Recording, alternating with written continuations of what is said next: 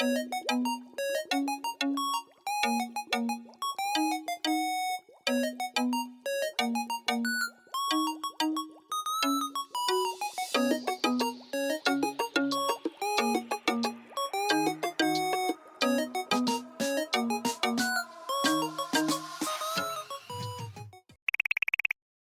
んにちは、リリです。今回は先日アップデートした私のデスク環境についてできるだけ細かめに紹介をしていこうと思います。私は単色系の小物とか木目のものが大好きなので、デスク周りもそういうもので統一したくて、こういうぬくもり系のデスクになっています。好みが似ている方には多少参考になるかなと思うので、最後まで見ていただけたら嬉しいです。それでは行ってみましょう。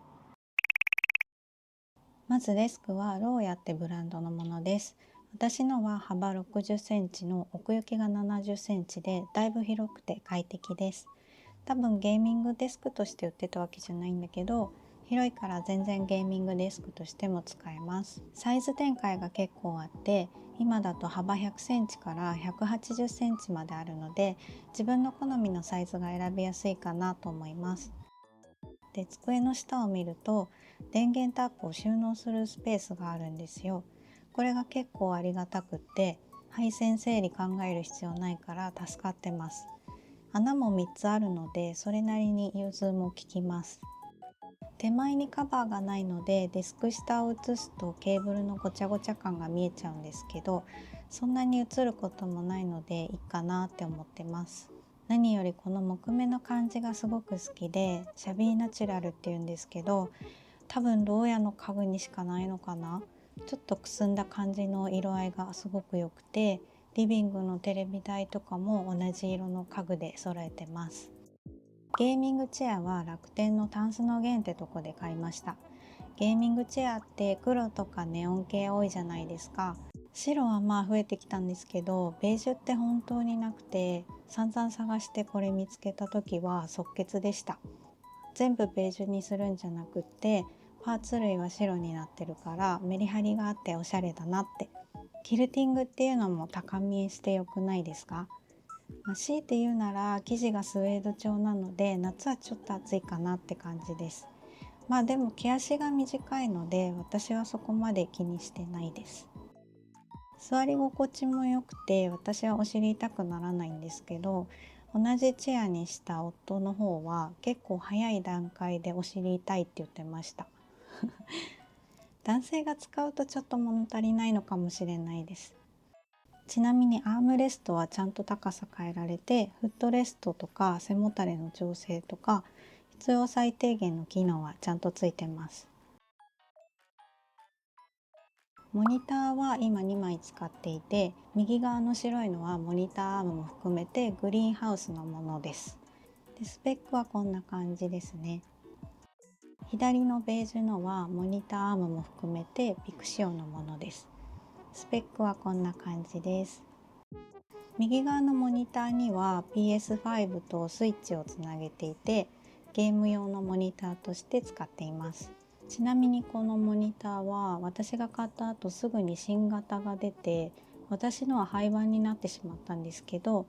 ほぼ見た目も値段も同じで 144Hz から 165Hz に性能アップしてるので、これから買う人は新型を買えば問題ないです。左側のモニターにはこの MacBook Air をつないでいて、仕事をする時に使っています。クラムシェルモードっていうらしくって、 HDMI ケーブルでモニターと MacBook をつなげてちゃちゃっと設定したら MacBook 閉じたままモニターで作業ができちゃいます。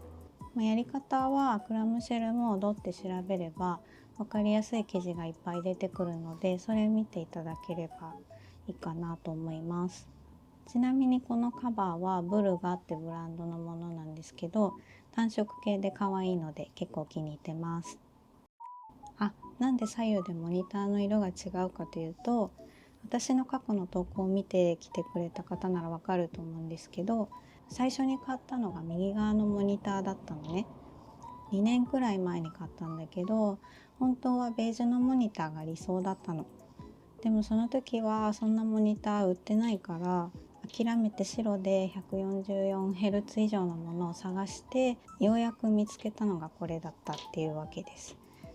でもつい最近ピクシオからベージュのモニターとモニターアームが発売されて、もっと早く出会ってたら多分こっちで揃えてたと思います。ちなみに私は APEX をよくやるので、モニターのサイズはあんまり大きいのは選ばずに 23.8 インチにしています。で、私ゲーミング PC は持ってなくて、普段は PS5 とスイッチ、あとはスマホでゲームを楽しんでます。ゲーム配信も始めたので、いつか PC 欲しいなとは思ってます。コントローラーやヘッドセットはすべてプレステとかスイッチの純正を使っていて、このタワーのスタンドに収納しています。これ充電しながらしまえるので気に入ってます。コントローラーにつけてるカバーはギークシェアっていうところので Amazon にいっぱい売ってます。カスタムコントローラーだと結構高くて手が出ないんですけど、このカバーは3点セットで数千円で買えるし、かぶせるだけで難しいカスタムいらないので、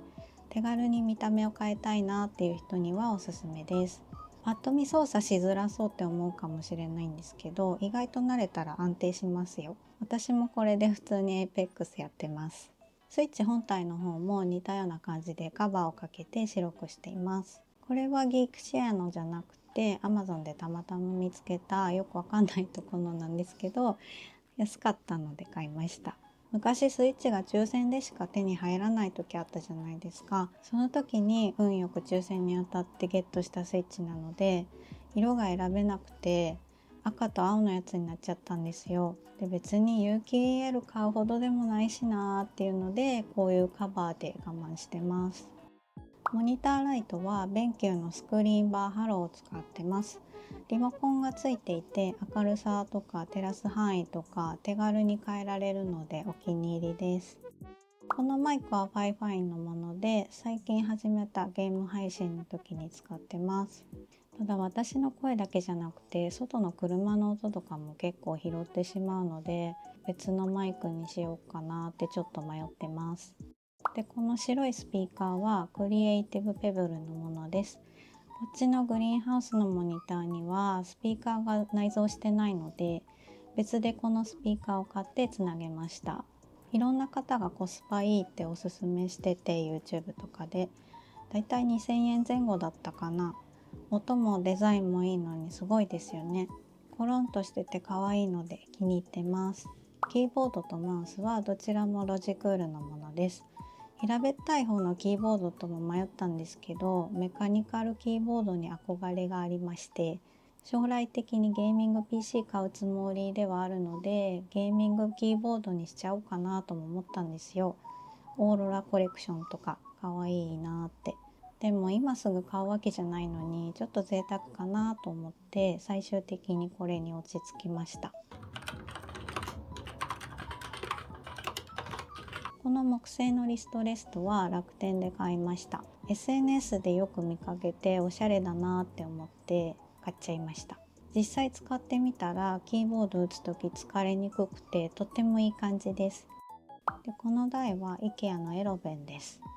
私のデスク収納が全然ないので、卓上にちょっとした収納が欲しくて買いました。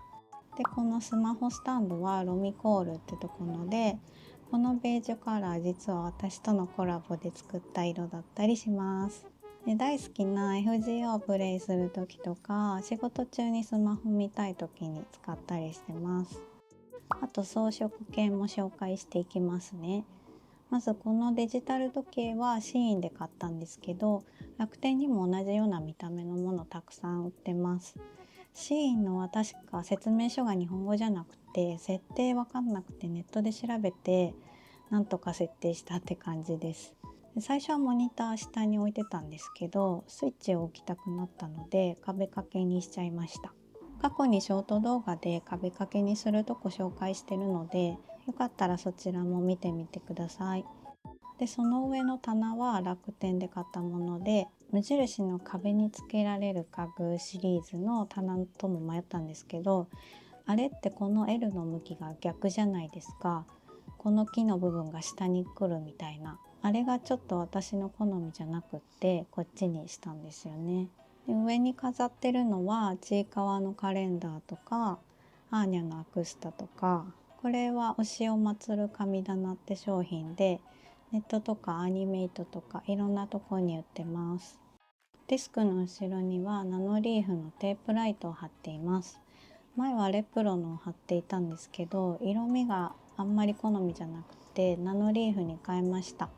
結構明るいし色味も温かみがあって変えてよかったです。こういう温かい色が欲しかったので、本当はスマホアプリに連携できて操作とか色のカスタマイズとかできるみたいなんですけど、私バカだから QR コード書いてある紙を捨ててしまったんですよ。それで